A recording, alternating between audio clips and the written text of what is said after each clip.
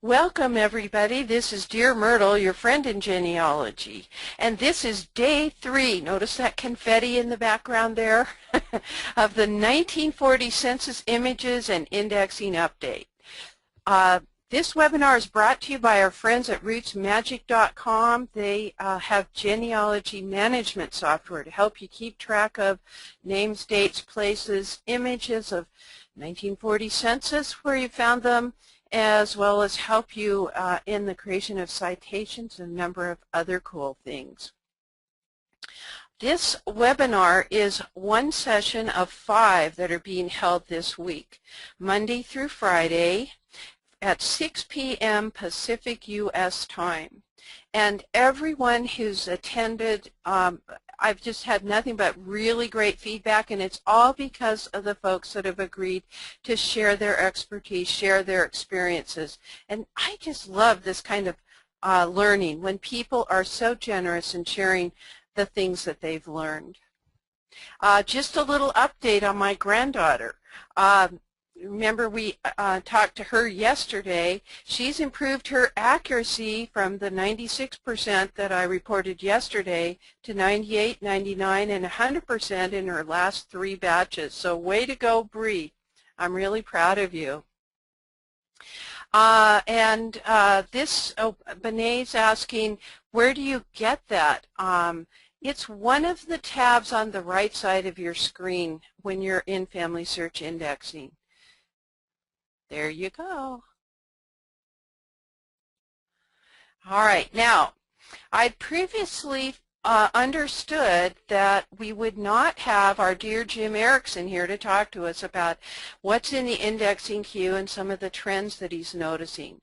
However, the district meeting for, it's a political year, it's a election year, presidential election year, and he was to have attended a precinct meeting. But I hear he is also in the building, so if we have time toward the end, we'll entertain your questions about indexing and not rely on old Myrt, but we'll get it straight from, I was going to say the horse's mouth, and I meant that kindly, Jim.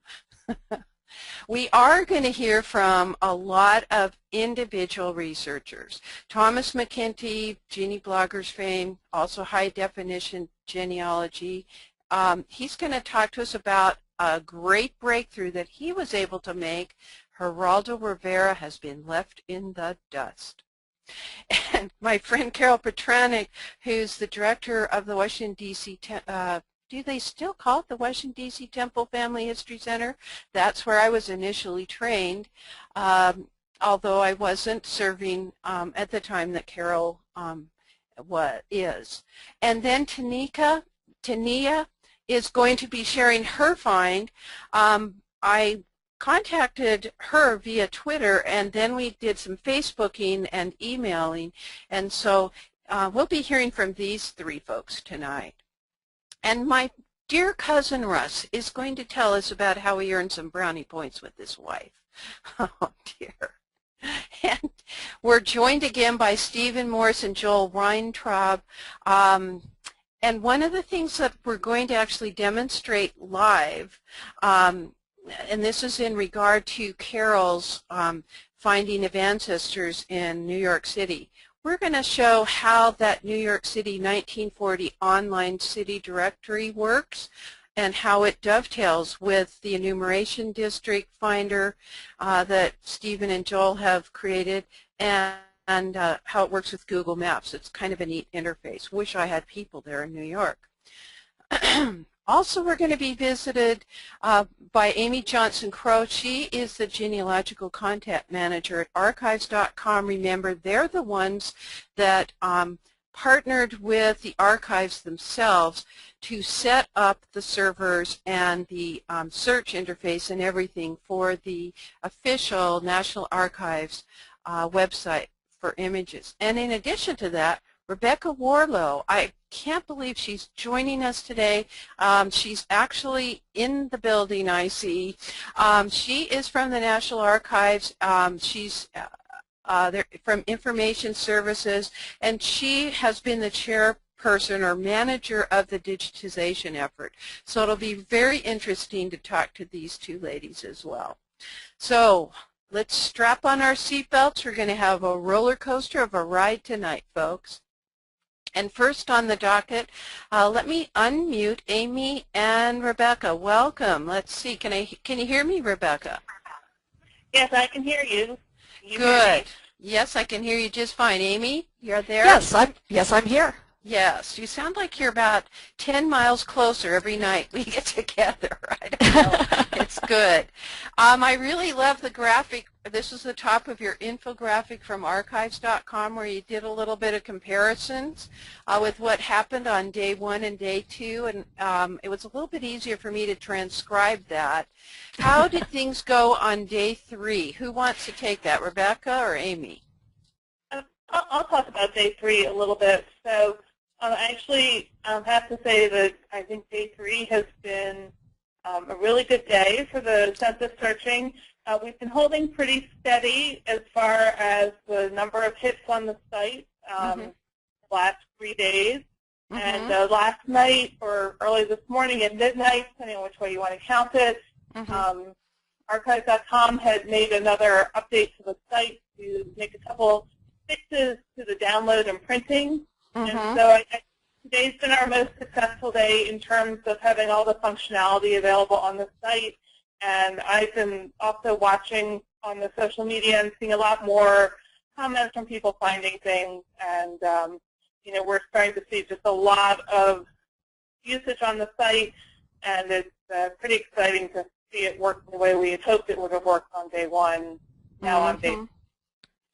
Well, I think that archives.com has made a great recovery. They did yesterday, tremendous volume, and I too have noticed in G+, over on Twitter, people are very excited about the site and that it's working a lot more smoothly. Tell folks a little bit about how long it took for you all to do that digitizing. I hear the individual pages were 38 megabytes each. Well, the tips were fairly large. So what happened was the original census records came to us at the National Archives actually on microfilm. So the actual original paper one, so you've seen some of the pictures of the enumerators where they're writing things down. Those paper records were microfilmed by the Bureau of the Census back in the late 40s or early 50s. And unfortunately, they didn't take the paper. We got the microfilm. And our digitization services started in 2009 to convert all of those images on the microfilm into digital images. It wound up being about 3.85 million images. And when they did the TIFF versions, which are sort of our preservation masters, it was about 160 terabytes of data. We then converted to JPEGs, which went down to 16 terabytes of data. It's still a massive amount of information. Absolutely. An incredible thing. And this was unusual because this is the first time you've released a record group in digital format, isn't it? It is the first time we've released a series of records that's this large. We do have smaller sets of records available in our online catalog that's on our archives.gov site, but this is certainly the largest single set of records that we've ever released. It's 3.85 million individual records, far larger than anything we've done before. But we also knew that, you know, in the modern 21st century digital age, this was really the way to go. This is what people were asking for, and you know, it was. Yes, because I can remember in the past we were just chomping at the bit to go to our local regional archives branch and look at microfilm, and it was a mad dash. We're all trying to reach in the same bank of drawers of microfilm, and it was it was a mess. So even though this seemed messy, particularly on Monday, this is a much more realistic rollout, and I am so thankful for the technology to make it happen. Now, Amy, I have a question for you. Jeanette Anderson's in the room, and she's saying she's still having a bit of trouble downloading and opening a batch. Now, can you talk a little bit again about the zipped messages? Perhaps Jeanette wasn't here last evening. Yeah, there are two different ways that you can download images. You can either download them one page at a time, or you can download an entire enumeration district.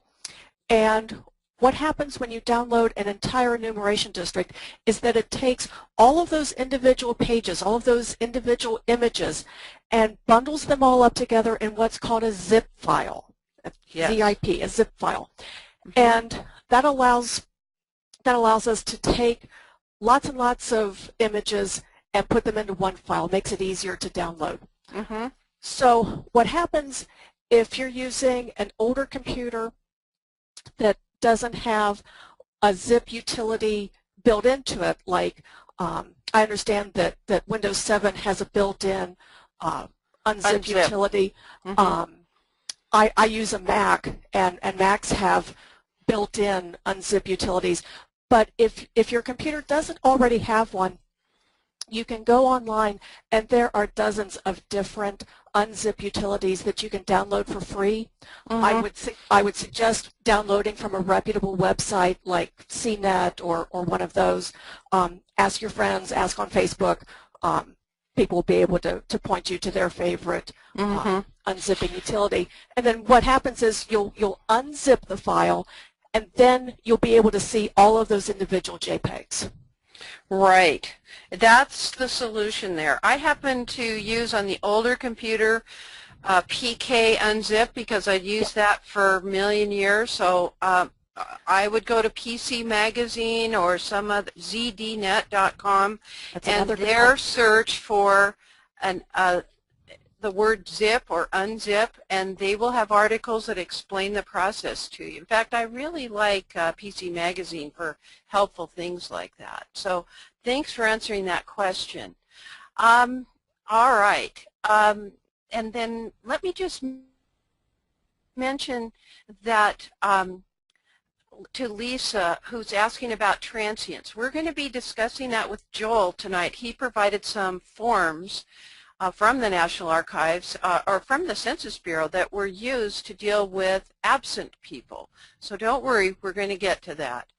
All right, so Amy, what's your take on day 3? Well, just to echo what Rebecca said a moment ago, day 3, you know, we're up, we're running, we're going very strong. The traffic is holding steady. I mean, there has been absolutely no drop-off in the amount of interest that people have in the 1940 census. The site is, like I said, it's stable. People are having great experience, seeing all sorts of wonderful success stories coming out. I've been following the hashtag on Twitter and seeing some great stories. I had a little bit of time this morning to do some searching, and found, actually it was late last night, my time is just sort of compressed this week. It's a blur, isn't it? Yeah, it does, but it's been awesome. I'm not complaining at all. I had a chance, I was working with Megan Smoleniak earlier, and I was fortunate enough I found Johnny Cash in the 1940 census. Oh, okay. So that was fun, and found, who else did I find? Neil Armstrong, who was living here in the great state of Ohio. And let's see, Megan found Hugh Hefner, and I found Nick and Rosemary Clooney. So that's as close as I'm going to get to George Clooney. I found his dad and found his aunt in the 1940 census. That's pretty cool. Very cool. It was fun. This is awesome. Well, I had sent out a post earlier about another website that hosts all the images. That is myheritage.com, and there was a comparison about MyHeritage. You can zoom in and out, but your images are larger and clearer. And yet the MyHeritage ones are very readable. So it's kind of interesting to see how all this is going to shake down. People initially on day 1 just kind of went over to Ancestry, and whatever they had we looked at because we could use that. And you all have turned it around and made a marvelous recovery, never having been able to anticipate this kind of an interest. And in fact, these kind of statistics are really going to drive our category up. advertisers are going to realize that genealogy isn't just some little hobby. It's major stuff. And that's my word on it. Anything I missed that I should be asking you, Rebecca? Have you been getting any sleep? Maybe that's what I should ask. I have been getting a little bit of sleep. And we've been working very closely with the folks at archives.com since launch to get all these problems corrected, meeting with them quite frequently. And, you know, I think just personally, having worked on this project for the last couple of years, I'm just very pleased that we were able to make a quick recovery and get the site back up for our researchers, because that was really what we wanted, was for researchers to be able to come in, search these records, find them, share their family stories with their family members and friends. So I'm just really happy today that we were up, everything was functioning well, and that we're starting to really hear some really good stories, not just the famous people who we're finding, which are all very interesting, but, you know, I'm seeing a lot of people saying, you know, oh, you know, I found my grandparents, and I saw one thing on Twitter where somebody said, oh, and the scary spinster lady who was next door. Ah! I think so there's truth to the rumor, yes. Well, like, people are having those good memories come back to them as well, or the family stories. Well, I think you're going to hear a few more tonight, too, if you're able to stick around. But I understand you're in the Eastern time zone, and if you need to beg off, I totally understand. Let me just mention, okay, first of all, Tessa is saying that the 1940 census and this website was the cover story again in the Portland Oregonian today, and she's sending you kudos. And Sarah said she's right now on the site while listening to the webinar. She's looking for her grandmother in Salt Lake.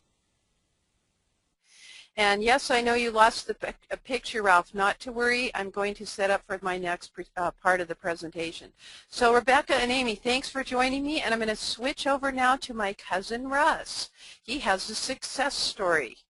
Russ, we rattled everybody's cage there by letting the screen go black or blue for a minute here.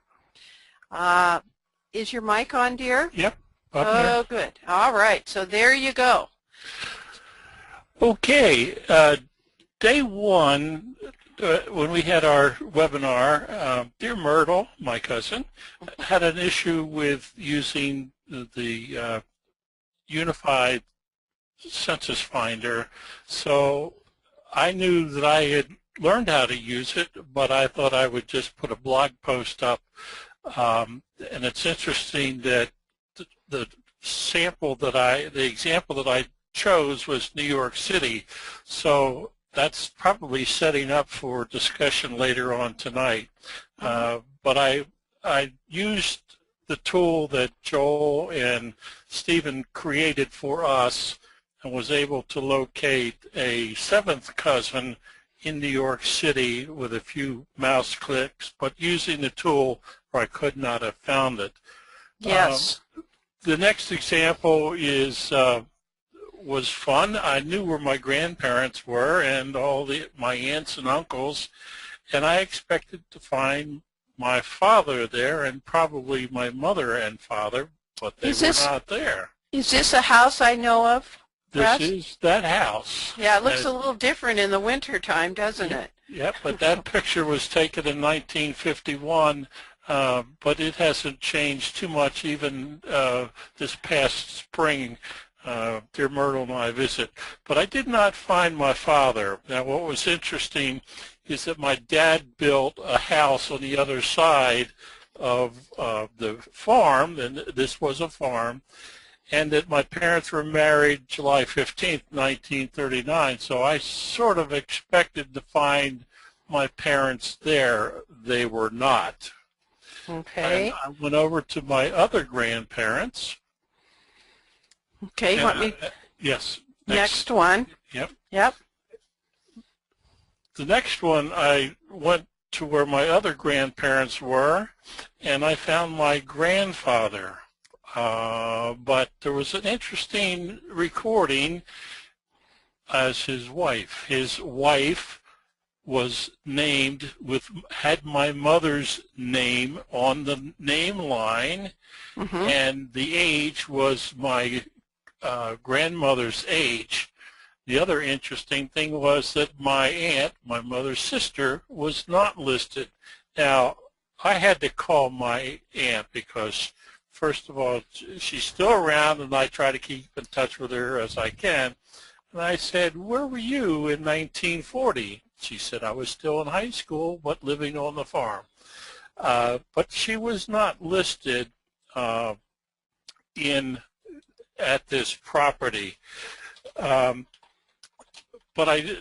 So I have two found, one missing, and one not named.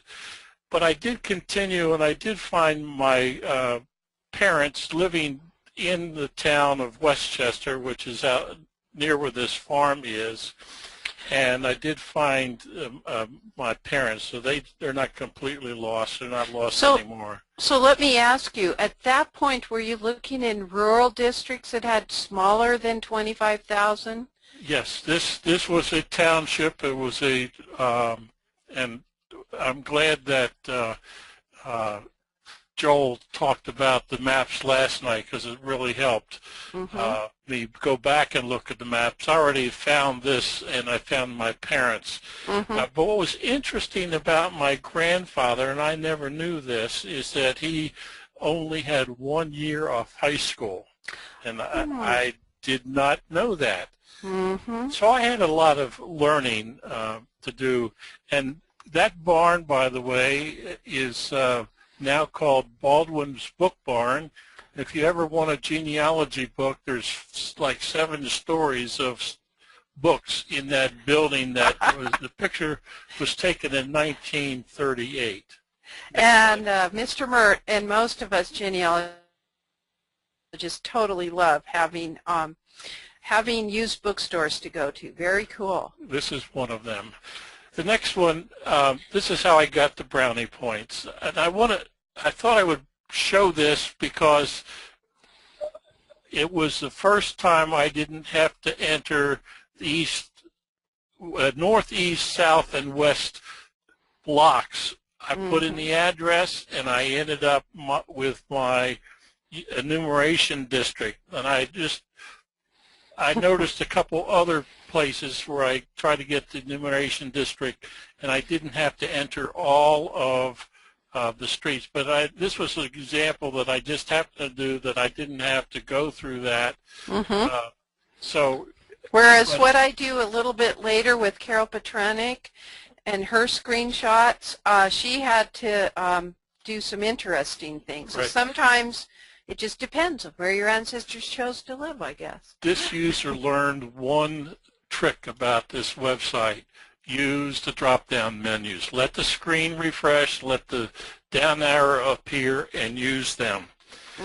Okay, so this was an urban town, so I took a while to find it, but I found my wife's grandparents.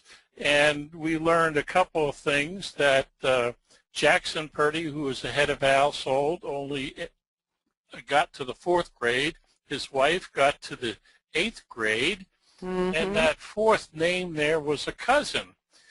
But there was an uncle missing, but we found the uncle as he was in a psych hospital. I do want to make a comment about what you said a little bit ago about my heritage. I have bounced around through all of the sites that are available, and I was helping 2 people, my daughter and a friend of mine, looking for people who lived in Newark, and we knew the street names, and I found that my heritage did a great job for me, not looking for the details, but to look for the street name down the left-hand column. But that, like Maple Avenue in your example here. Yes, I found that looking in Newark, it was easier to use my heritage. So yes,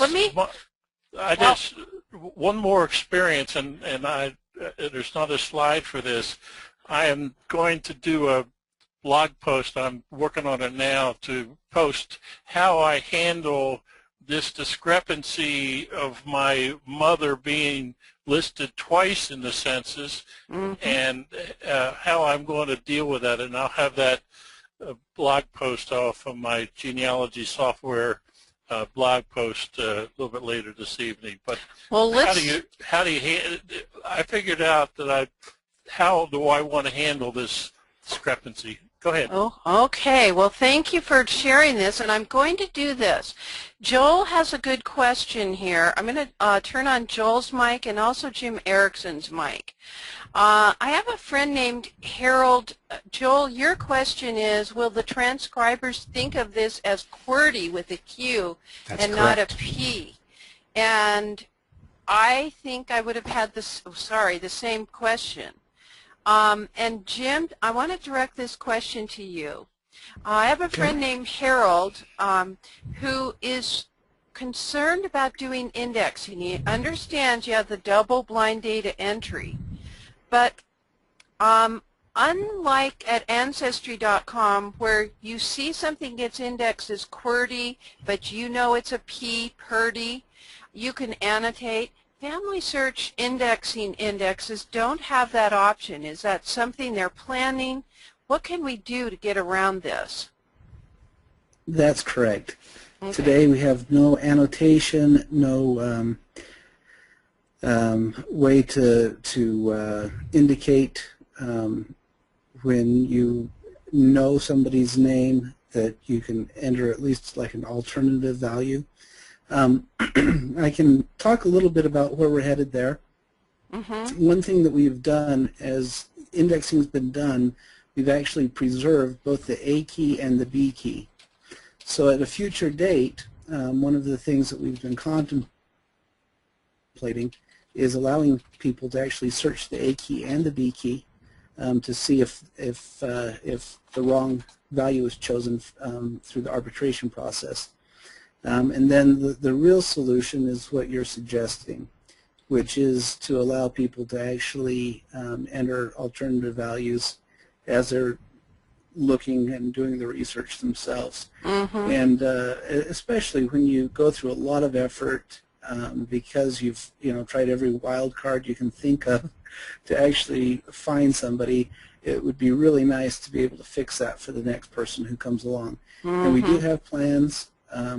And I don't know if we're going to get that executed this year or if it'll slip into the beginning of next year.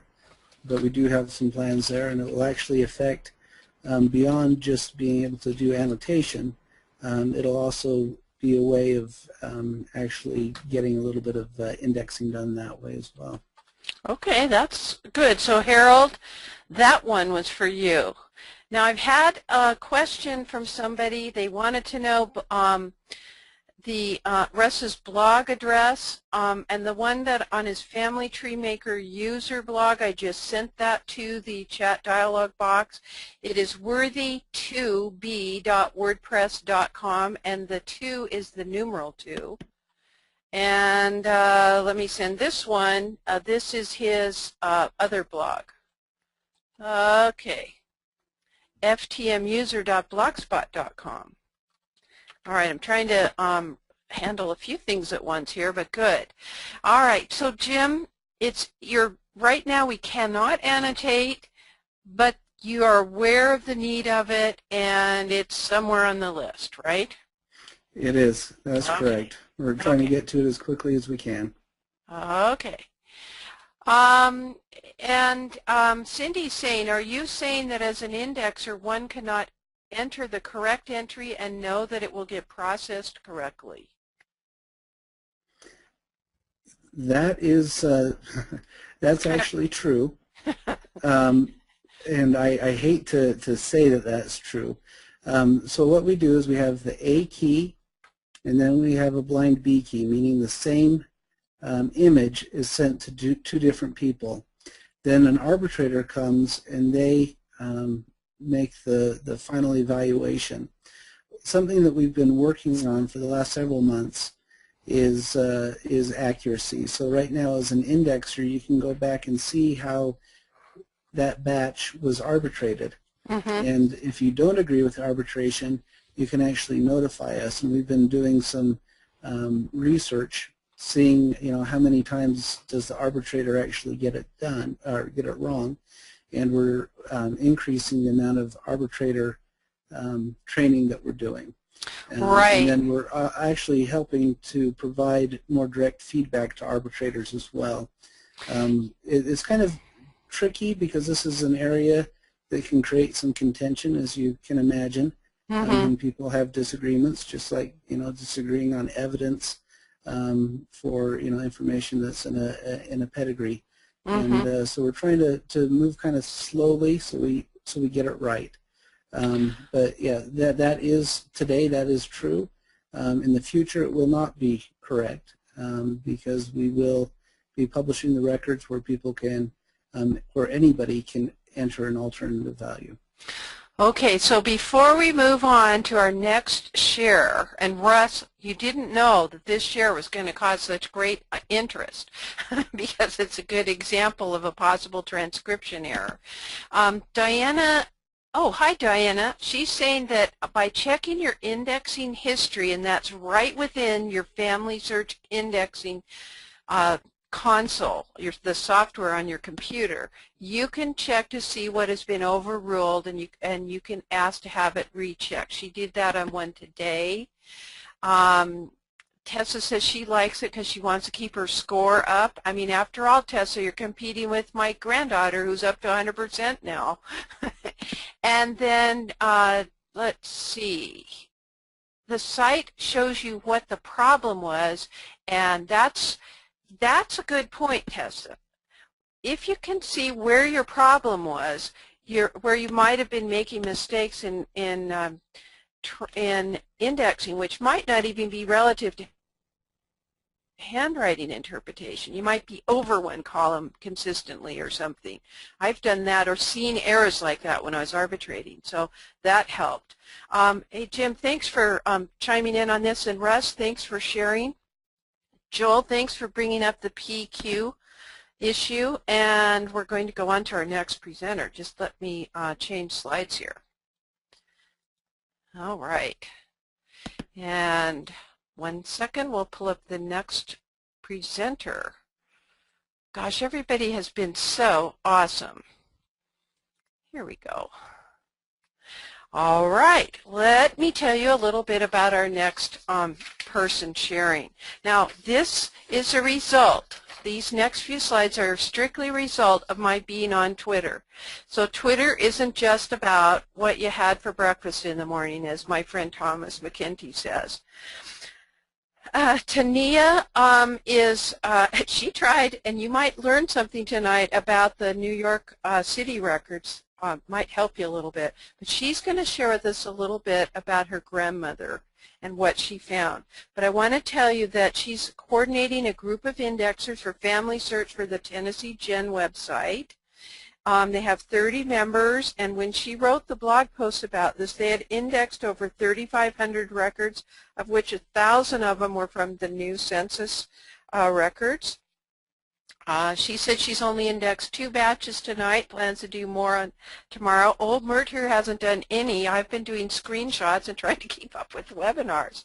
So let me turn on your mic and welcome. Can you hear me, dear?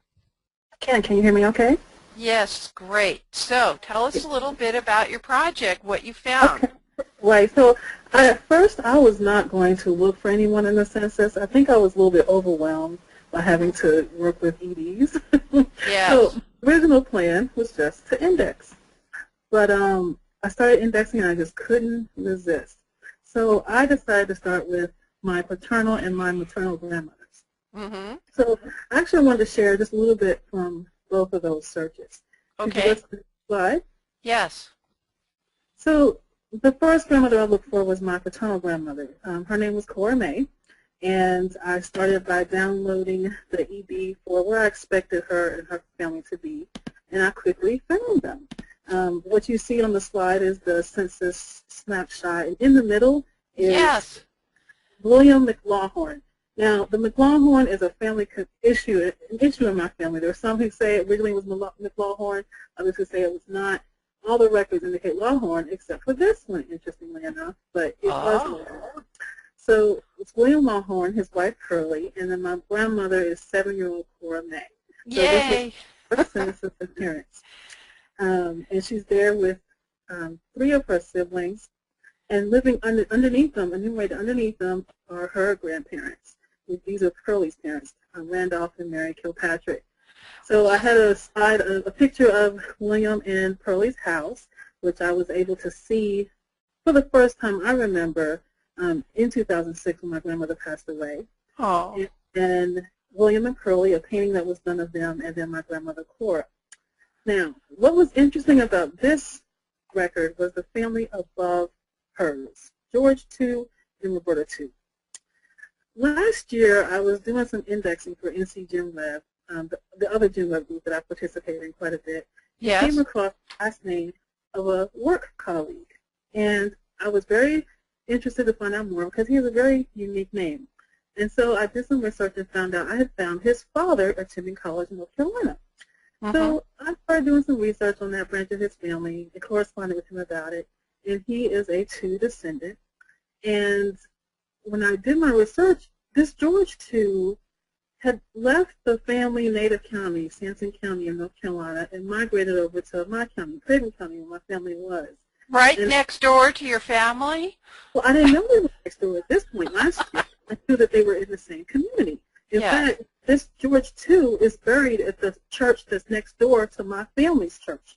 Oh. So I knew that they were in the same community. And George is a brother of his great-grandfather. When I saw George right next door, I was amazed.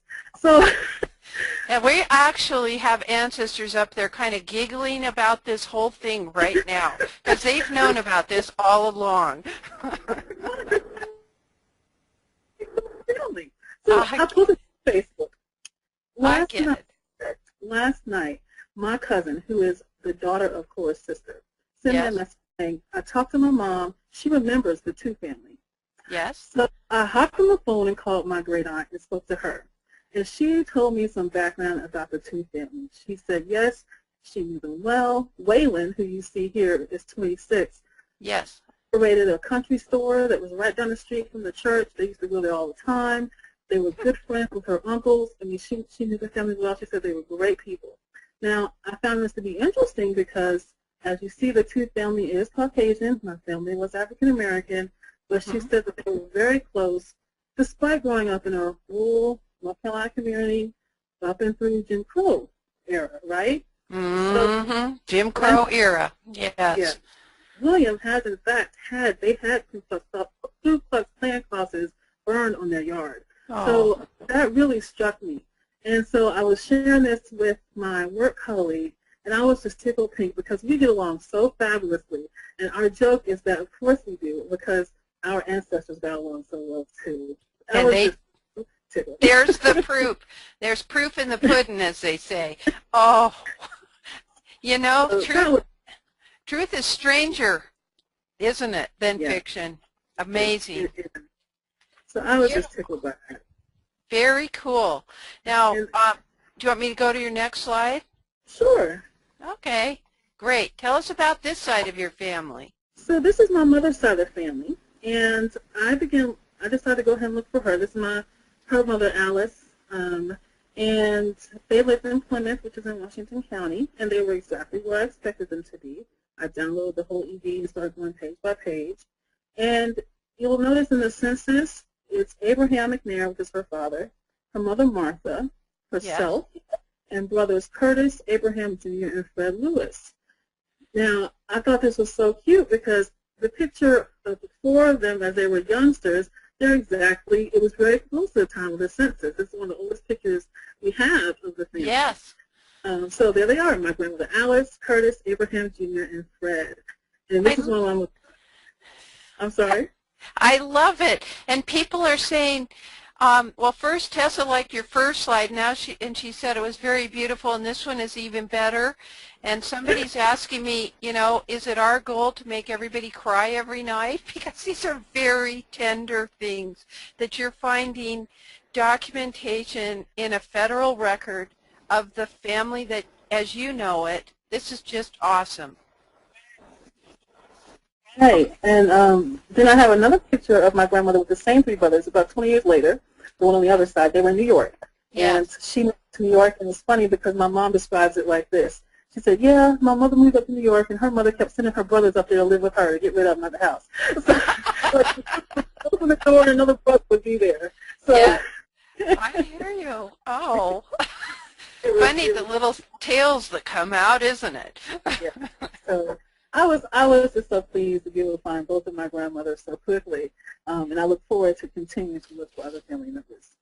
Yes. Now, when they went to New York, was that New York City or somewhere upstate or what? Manhattan, yes. All right. So when I want you to see what I've learned because of Carol Petranik's share, okay? She's coming up very shortly because what she is going to show us, and I'm going to demonstrate it live, shows you how to use the online 1940 city directory for New York City that's available for free, and it's dovetailing with Steve and Joel's Enumeration District Finder.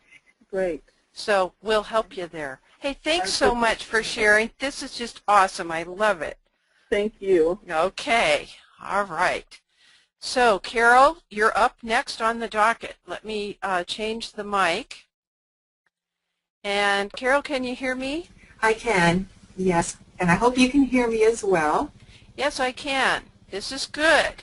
All okay, right. So you've got a family here. Tell us who's in this picture. Okay, this is the only picture I have of my grandparents with their entire family. I'm hoping that at some point I will be able to get additional ones, but right now this is the only one. Mm-hmm. So on the left, the girl in the white, yes. That is my Aunt Frida, Aphrodite. Mm-hmm. Next to her is my grandmother. Mm-hmm. Her name is Hadilia in Greek. It is Harriet in English, and actually I was named after her. That's my dad next to in my the grandma. Suit. In the suit. The girl with the glasses is Pauline, his sister. And yes. I believe that she was the informant for the enumerator. Oh, okay. That's my grandfather. Isn't he handsome? Very. Look at that. His name is John. He's holding baby Alice, and we do have Aunt Georgia there in the white dress. Awesome. Well, you described a process of using the New York Public Library's 1940 online telephone books, and I don't have anybody in New York, so I did it and got this screen capture. Isn't this fabulous? And it was Dick Eastman who posted this, and I happened to pick up on it, and I went running with it. It was fabulous. So what we've got here is a screenshot. In the background, faded out, folks, you can see one of the pages from the online city directory that's free. It's put out there by the New York Public Library. It's at directme.nypl.org, or New York Public Library.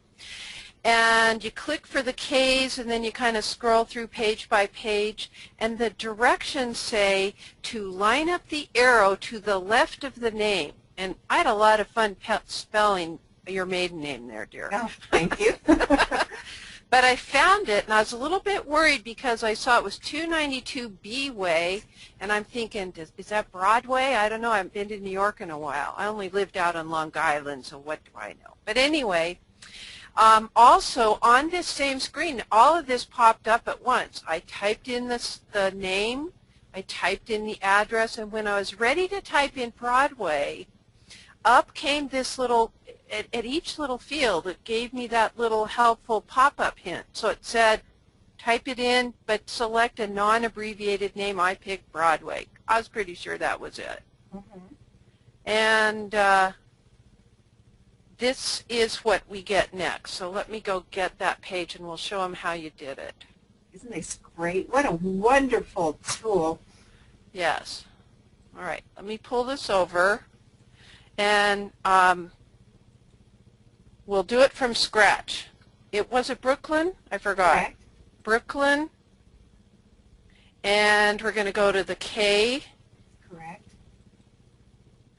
And then we have to go over quite a bit. You see when I move the mouse, it's highlighting different parts on the page.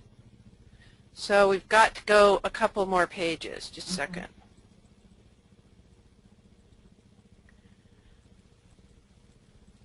Wait, it's K-O? That's correct, KOS. Okay.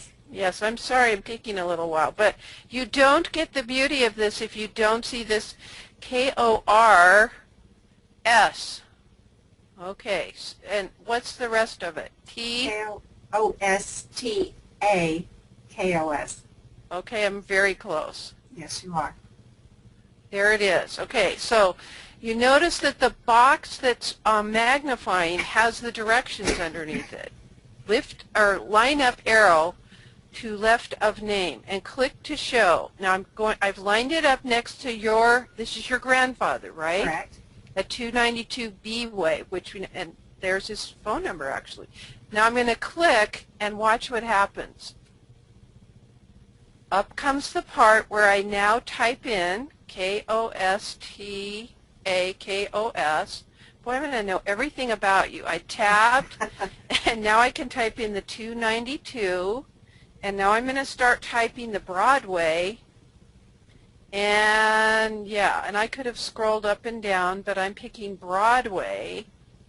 And you see how they're telling us this finder works with non-abbreviated streets. Joel, let me get you and Steve on the line here so you can correct me if I'm doing something wacko. Attendee list, I want to turn on their mics. Joel, your mic is live. Are you there? And Stephen, your mic is live. Okay. I'm on a telephone. Okay, great. Whatever it is, I can hear you fine. But anyway, I'm at this point, and I'm going to click to find the enumeration number for this address. And then we get to this. Now, this is really helpful for New York because enumeration districts, look how many there are. So we've got the map right there, and we can say what some of the cross streets are.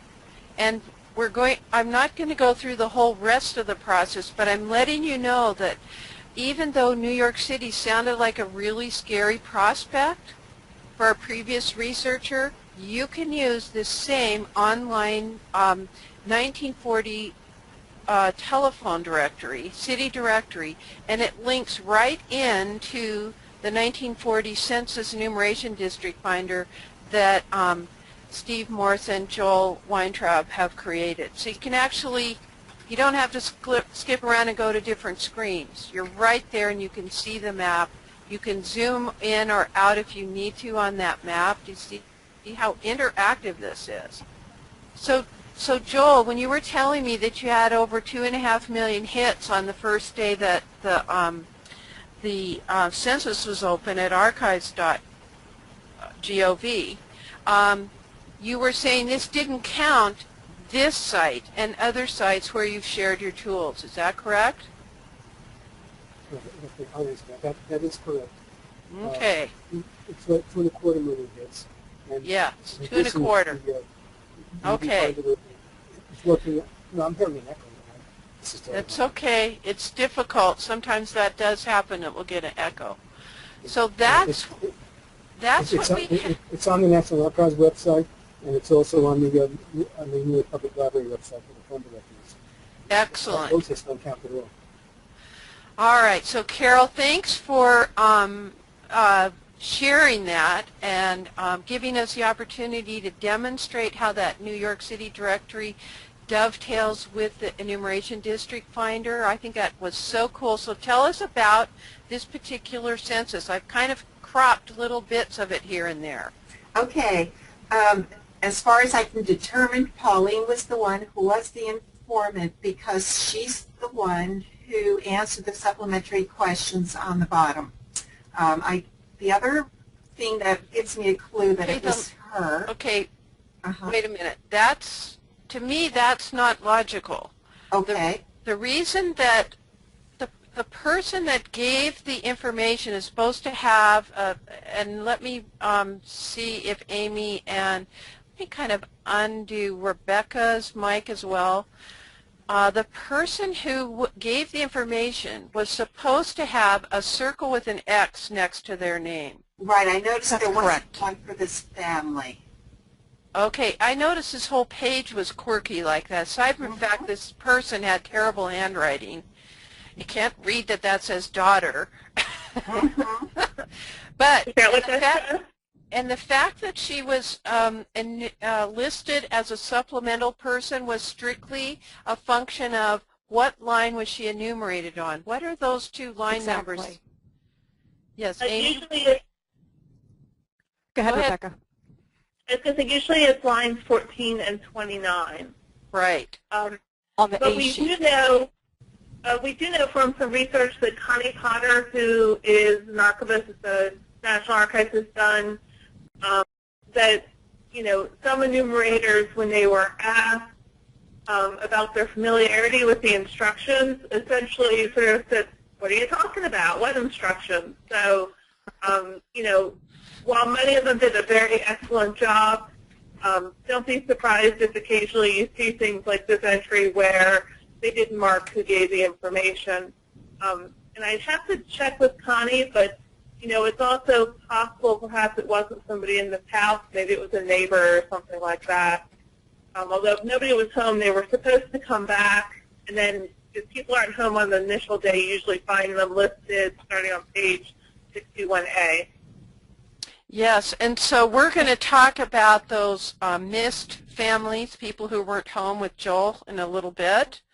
Okay, thanks for that, Rebecca. And I'm going to leave your mic live, Rebecca, in case we need more help here. So go ahead. I didn't mean to interrupt so much. I just wanted to clarify the fact that she's given supplemental question option at the bottom is where she is as far as a line number on the upper part of the page. So go ahead. Right. Now, if you look at William, who's the last person on that list, it says uncle, and then it's crossed out, which is leading me to think that perhaps it was Pauline who did give the information because he was her uncle. And so the enumerator asked the question, what is the relationship to the head of the household? And she must have said, he's my uncle. Perhaps there was a conversation between the two of them, and then the enumerator crossed out the word uncle. Mm-hmm. That's just my take on this particular record. Cool. So okay, tell now us, the other, sorry. Go ahead. Yeah. Tell us the peculiarity of the Hebrew and Greek down below. Yes. 2 doors up was my grandmother's sister. My grandmother was Harriet. Her sister was Aspasia. See, I think I have that. Yeah. And they lived just 2 houses away, which goes to show that when you're a research, an immigrant ancestor, to look at the whole census sheet, look at the pages before, look at the pages after, because they did not live alone. At least my Greek family did not live alone. They all lived together. So consequently, Semetis is 2 doors up, and Harry Semetis, who's Pauline's first cousin, answered the questions for the enumerator. Now, this was a family from Greece. They did not speak English. And yet, when you look at the native language spoken in the home, the language that is written is Hebrew. I can tell you that's not correct.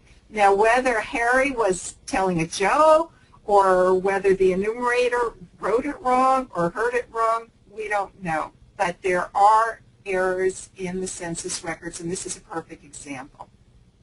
Awesome. Thank you for sharing with us tonight, Carol. I appreciate this. And what a great way to honor your ancestors by being able to use your ancestors as a couple of oddities. One of them about possible transcription errors, questions about who did provide the information, as well as a pretty good quick study on how to use the 1940 New York City directory. Very cool. Right. There's just one other thing, if I could please bring it up, since we do have some people who do a lot of indexing on tonight. Yes. The Smetis name is spelled S-E-M-E-T-I-S. But when you look at the screen, the full census record, and you find them in there, it does not look like Smetis. How would you transcribe that? It could be S-C-M-I-T-A-S. That's what I see. It could be S-M-I-T-A-S. The fact is, it is not going to be indexed as S-E-M-E-T-I-S. So again, we have an example of transcribers who are going to do their very, very best, but it's not going to be correct. I hear you. So let's give Jim this PowerPoint slide and to use at his next board meeting at Family Search to possibly move the amendability up. There you go. No. That would be fabulous. No, I can't fault them at all. I think everybody's doing a wonderful job, and I really appreciate it. Okay, so thank you, Carol, and I'm going to mute your mic.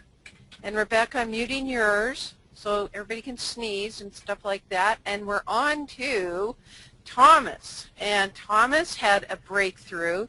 Thomas, can you hear me? His mic is not live. It should be live. Well, I kept echoing. Yeah, well. Okay. I kept echoing. Okay, Thomas, can you hear me now? I don't know what to do. I cannot hear Thomas. Okay, I am here. I am here. I am here now. Yes. I was Magic of technology. I was going to do the one ring-a-dingy, two ring-a-dingies. Yes, I know. So tell us about this picture. Wow, this is a picture of James Hoffa, better known as James Myrtle Hoffa on the left, Jimmy Hoffa, with his younger son, James Hoffa Jr. in 1965. And I actually was able to find Jimmy Hoffa in the 1940 census. Okay, let's talk about how on earth did you do it? Well, you know, I love being a cyber sleuth, and this is one of the things that my family is known for. I can find almost anything and anyone on the internet. So I started with Wikipedia. It's a really good place to start with famous people because they have information about people's lives, their early lives, etc. And it did state that Jimmy Hoffa, who was born in Brazil, Indiana, his family in 1930 census I found was in Detroit in Wayne County, and that he was living there working for the AFL, I believe, American Federation of Labor, in 1940. So I went with that, and I started poking around and doing some searches on Google, and 1940 was not giving me anything, not even newspaper articles. I tried Genealogy Bank as well. And what happens is I decided, well, let's flex the years a bit. I was going to go 1941 or 1939. I hit 1939, put in Hoffa, 1939 Detroit Street, and I came up with a book called Hoffa on Google Books, and luckily it only lets you preview certain pages. One of the pages happened to have a little segment there as to the fact that their home was at 16154 Robson Street, Northwest Detroit, and purchased for a modest price of $6,800 in 1939. So I knew this is probably the best address I could get for him at that point. I knew that he had married his wife in 1936, and so here it is. They bought a new home in northwest part of Detroit. So I did have an address to start with, and that's what I needed. So I went from there, and then the next thing is I went over to the one-step tools, used the 1940 ED unifier, selected Michigan, Wayne County, then Detroit, put in the house number, and you have to hit enter or tab in order for the street field to pop up. and that is what happened. I selected Robson, and then what I did is I usually go out to the map on Google Maps, and to find it. Yeah. That's the part that I missed, even though it Yes. was clearly there in red. Right. When I used it, that's the part I had to do right, and I'd have Joel hand carry me through this whole thing because Well, I was being silly. Well, what I've done is all day long I've been keeping Google Maps open independently, and I'll just put the address in there. I don't use the link, but you can use that link, and because I prefer Google Maps. And that is how I found out what the cross streets were. One of them being right there, and you see it's bounded by Puritan, Louder, and Florence. And so I figured I'll pick Puritan, and actually when I did that, you also see a nice little preview of what that address looks like in the present day. And so on the next slide, I think you'll see that once you select Puritan, it actually lets you narrow down to an ED. Actually, or I could, you can do Florence or Puritan. Sometimes you'll wind up with two, and you just have to keep picking those boundaries. And Mert, I think that's where a lot of people, they pick one street and then they see 11 EDs and they panic. And they're not whittling it down with the cross streets. That's really important. So here I was given an ED. The nice thing is now in the one-step program, you click on that link and it takes you right out to the official 1940 U.S. Census website.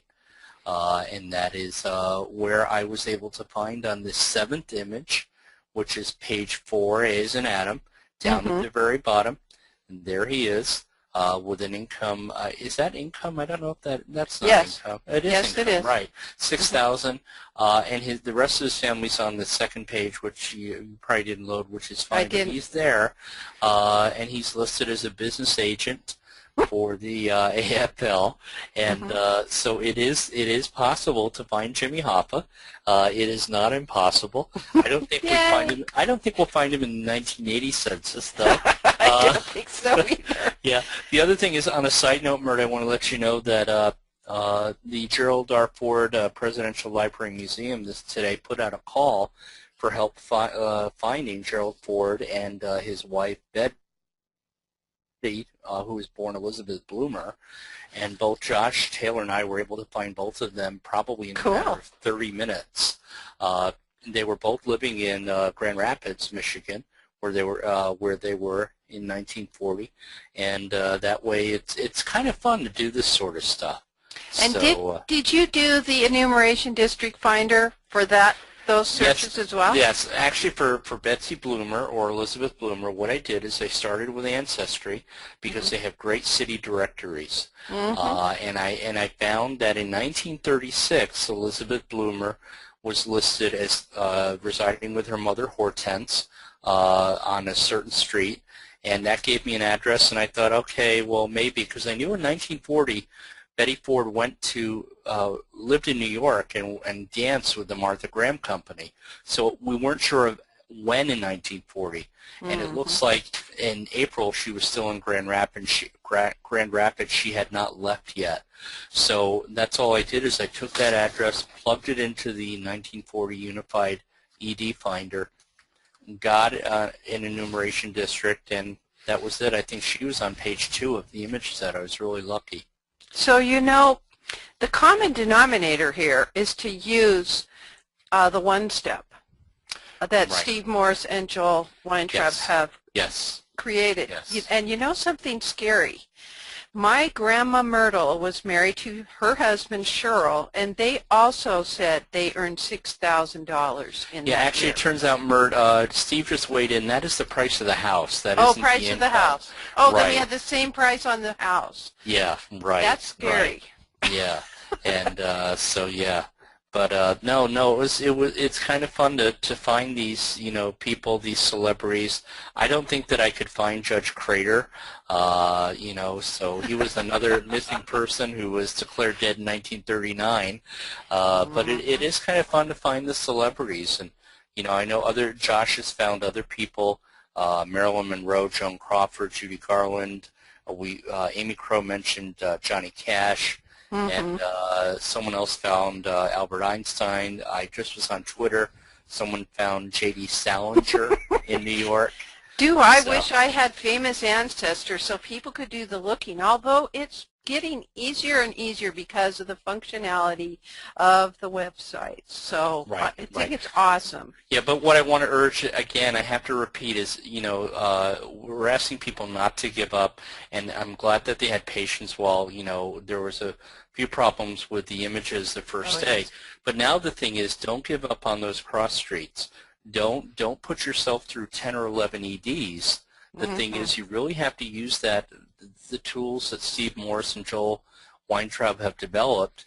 You have to know how to use them. And that's why you're doing these great webinars, and you're doing a great job to get the word out. It's all about educating people, and that way it's easier to find, and it's difficult the first time, then you become sort of a pro at it. Well, and that's why I thought it was really important that we do a lot of sharing tonight, where people are taking you through the steps they went through, and to have success with this, because I'm hearing more and more, and I know you've been on Twitter a lot today too. Yes. You're seeing more people saying, people I haven't even heard of in my normal genealogy circles over on G+, are saying I'm finding my grandma in the 1940 census. Right. And that's just awesome. And just as a parenthetical note, let's remind folks that you're on hiatus this Friday from Genie Bloggers Radio. Yeah, there's no Genie Bloggers Radio. It's Good Friday. It's also started Passover. It's just not easy, having a show with the holidays coming up. We are going to be back on the 13th, and thanks for mentioning it. We're going to do one. It's Friday the 13th. We're going to do one on lucky genealogy. And so that's what it's going to be about, so people can tune in to Blog Talk Radio. Thank you. Very good. Thanks so much for sharing with us tonight. Great. Now, Thanks, Bert. I will be here on Friday night. It'll be our wrap-up of the 5 sessions. Some of our panelists won't be with us because, as I said, as Thomas did say, it is Good Friday. But I just want to tie together the loose ends then. Now, let's go on to our next screen, because I was really interested in a conversation via email that I had with Joel. Joel, your mic is live again now. Let's talk a little bit about some of these images you've shared with us tonight. And here's the first one. Are you there? Cannot hear him. No, I unmuted myself. You're unmuted. Can you hear me now? I can hear you now. Okay. All right. I have a short PowerPoint presentation. I got some new census forms, and I want to talk about people who are not found on the census, and some of them are not there. There's something called an undercount, and there's good data, the first good data for the 1940 census that indicates that 5% of the people were not counted. And the way they figured that out was there was a mandatory draft 6.5 months after the census, where if you did not register, you would have a $10,000 fine and up to 5 years in jail. And so they made predictions as to how many people would show up who were 21 to 35, male, and they found that 13% more blacks and 3% more whites showed up for the draft than were on the census. And so minority groups are usually underrepresented, and they calculated there was a 5% error, or at least a 5% undercount. Undercount on average, yeah. That's correct. So I had a title slide, which I guess I changed, and you didn't pick that up. Oh, I'm sorry. That's all right, called Blame It on the Enumerators. There you are. Now, there's a striking resemblance of this person to myself. I'm not quite sure why, since I'm not on the 40 census. But let's go to the next slide to show you that it's not the enumerators' fault. I mean, one of the things you'll hear is the enumerators skipped the residents because they weren't home. And I'm going to convince this audience that that's probably not the case.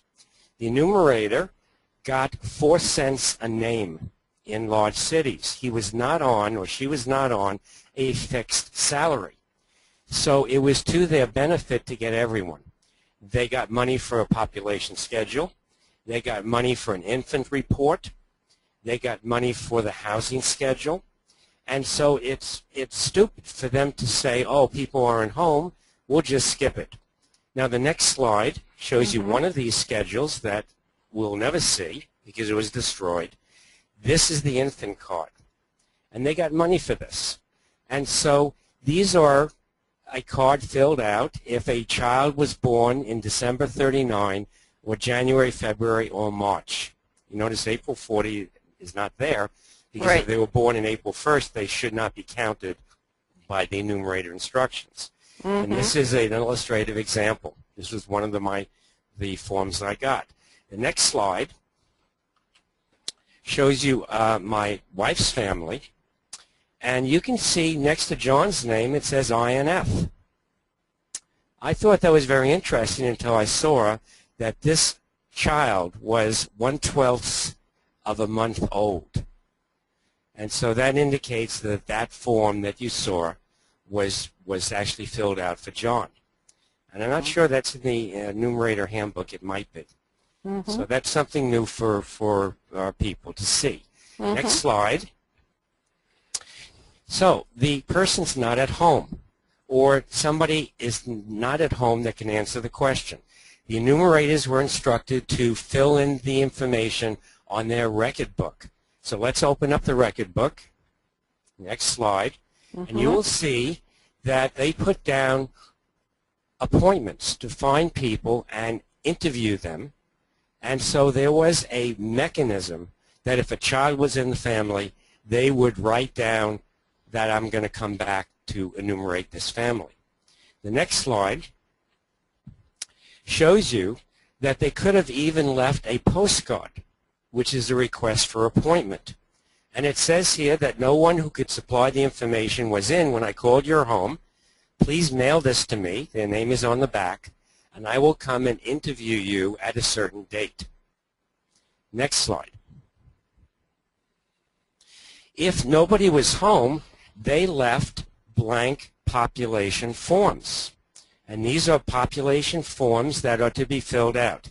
And I will read to you one of them, the one in red, says the enumerator was not able to see you when he called and was therefore unable to obtain from you personally the information required for the 16th census. You are requested, therefore, to answer the inquiries on this individual census form and enclose it in the accompanying envelope. The envelope should be sealed and left for the census enumerator, who will call for it at an early date. There was no reason if no one was home that they just skip it. They would put these forms on. Now, the next slide. Just a second. Yep. The transient population was also important. And on April 8th, all the enumerators went to flop houses and hotels. This is a form that was given to the person who ran the hotel. They were to list all the people in the hotel, and their responsibility was to give each guest a blank form. The enumerator picked them up the next day and then looked and checked to make sure he had all the forms. Now because of this, because we have people who were absent and filled out those absentee forms, and we have these transients, you will find on the census there are 3 sequences of numbers. There are no gaps in the numbers. The regular people were put in 1A, 1B, 2A, 2B. Those were the sheet numbers. The people who then gave the absentee forms were put on pages starting with 61. And the transients were put on page 81. Now, I happen to have an aunt who is also not in this census. She was living with her parents, and I called her up and I found out, where are you? She's with her parents, but she doesn't show. And I think the reason is because they're on page 61. And I think what happened was that in the transcription from the form to the actual sheet, she got lost, and she's not there. Now, the next form. Okay. Now, this is kind of interesting because here's a person who just moved in after the enumeration date. So they must have had a permanent resident somewhere else. So the enumerator left this, and said, mail to me if this is your new home. And I think what happened is the next slide. Okay. That there's a non-resident schedule that the enumerators had. So on the upper left, they say, I hereby certify that this person in front of me actually is not a resident here, but this is their address before April 1st. And if you go to the next slide, you'll see that this is where they are now being enumerated. But my guess is that the Census Bureau could have lifted the old address and transferred them to that previous enumeration district. Next slide. Okay. There is an instructions to enumerate a book. The National Archives website, the information website, actually has this in PDF form. They have a annotated or abbreviated version and the full version.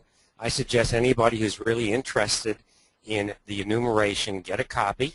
It's from their information website. Maybe Rebecca could figure out the URL and we can post that.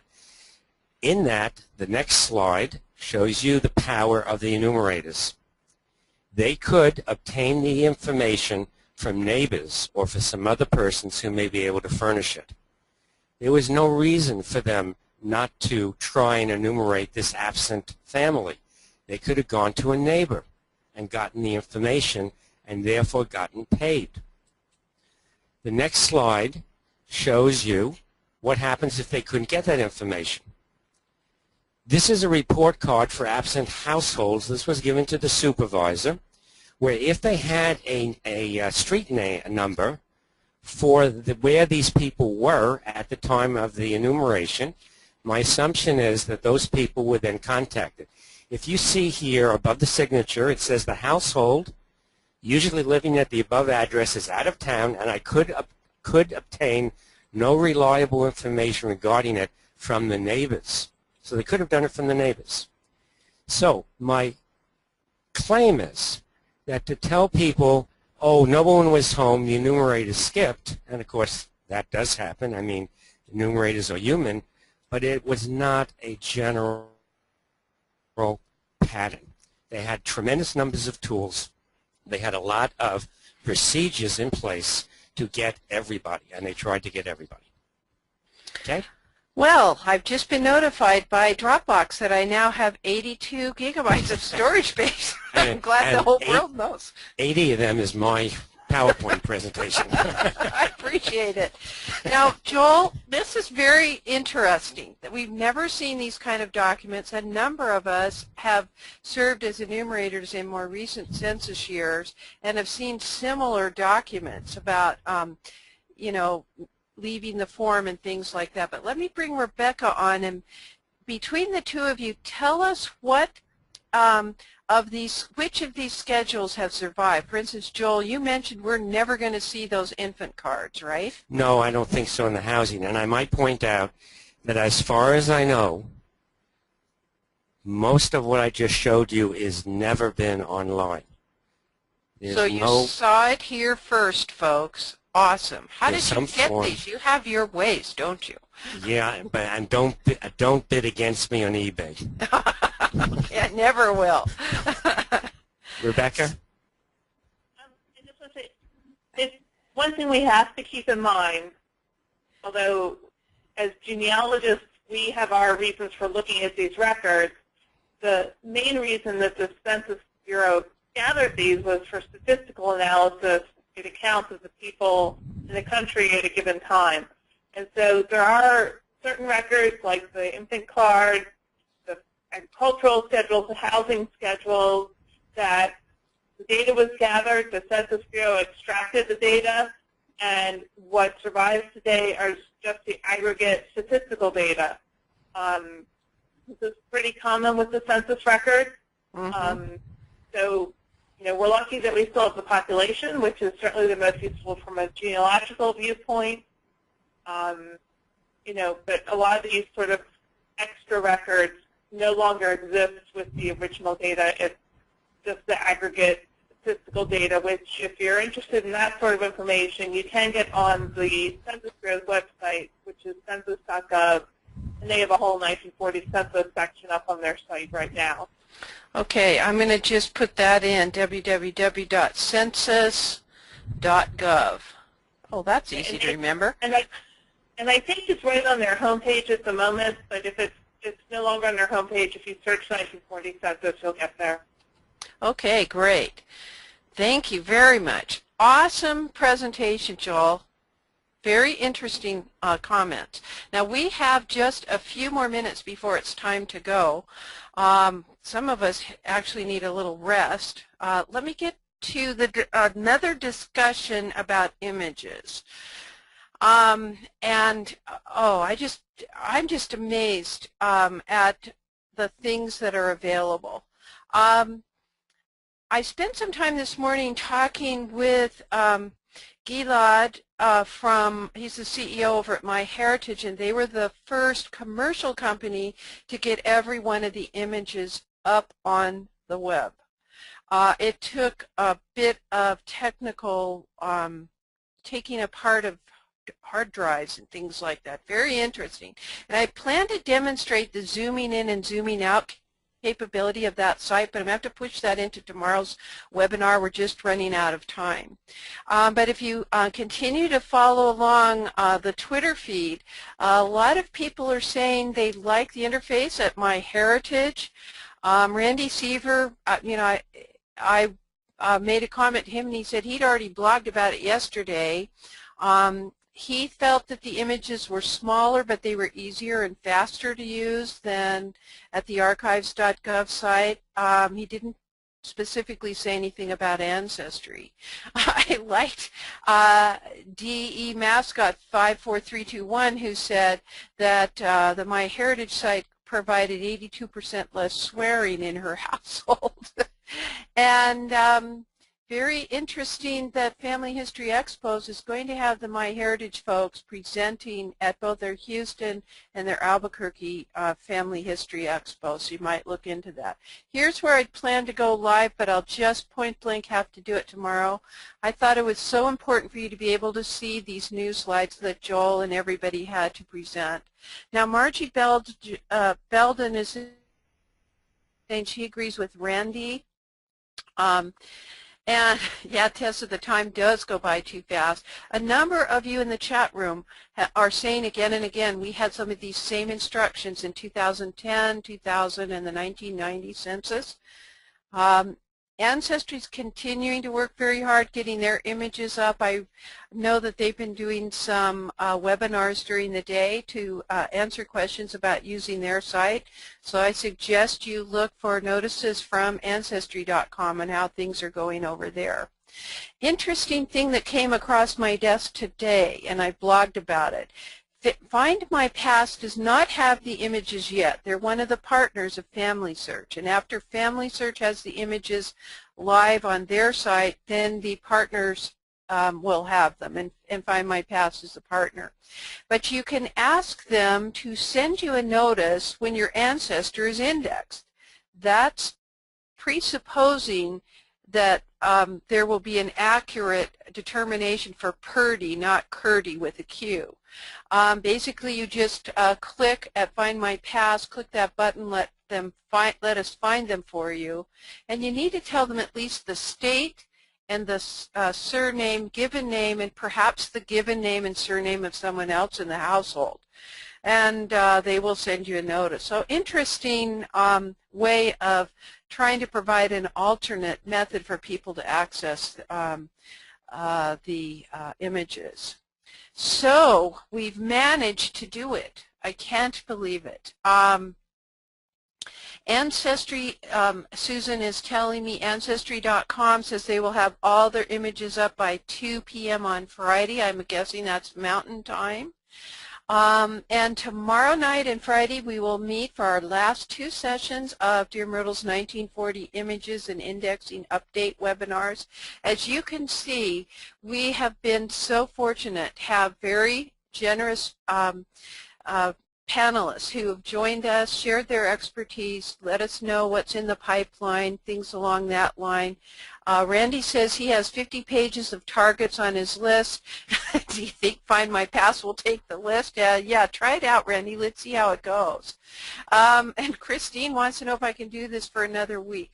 Well, you, Christine, may have to pay for food to be brought in. Mr. Mert's cooking, and the pickings are thin here. Oh, and Susan corrects me and says that's 2 p.m. Eastern Daylight Time. Norman says he found himself at age 4 in the census. Very cool. I will consider, Christine, the possibility of going into next week because I've learned so much. And we may not expect our panelists to be there every night. They are doing an incredible job during the week as during the daytime. So we're all putting in extra double, triple overtime, I think. So everybody, we're taking a deep breath, and as Thomas said, let's relax. It's day 3. This was a good day 3 for the 1940 census images, and so good to hear about your indexing. We'll focus more on those specific questions tomorrow night. We just ran out of time. We're going to do indexing questions right at the top of the hour next time. And Harold, thanks for the kudos. I appreciate it. This is Dear Myrtle, your friend in genealogy, and thanks to Roots Magic for sponsoring us. Happy family tree climbing, everybody. That's a wrap.